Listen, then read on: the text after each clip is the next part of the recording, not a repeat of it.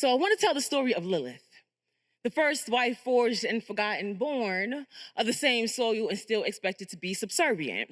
She would choose power over paradise, escape to the sea of reed to find freedom, and her name became but a whisper on the tongues of men.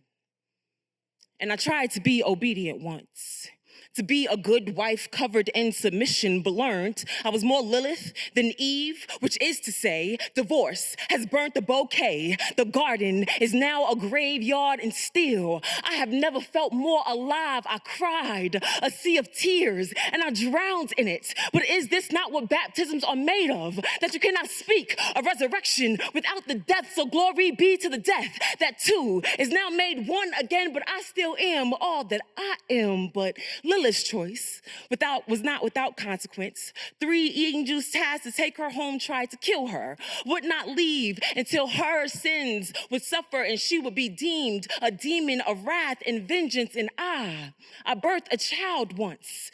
Then I watched her weep for a father who for a moment forgot how to love her when he fell out of love with me and no one else was there to dry her tears. So call me bitter, call me bitch, but ain't it just like a beautiful thing to be deadly when her child is threatened? So Lilith becomes what all tyrants fear, a woman wild and unkept, rumored to wield sex without consequence, to seduce and devour every man. And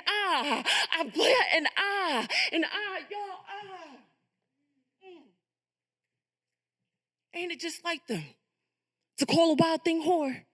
To see a willful woman and think her unworthy to bow on bended knee, but to the beauty between my thighs and still think me beneath one. But wise women know it is in Lilith's shadow that we find our light.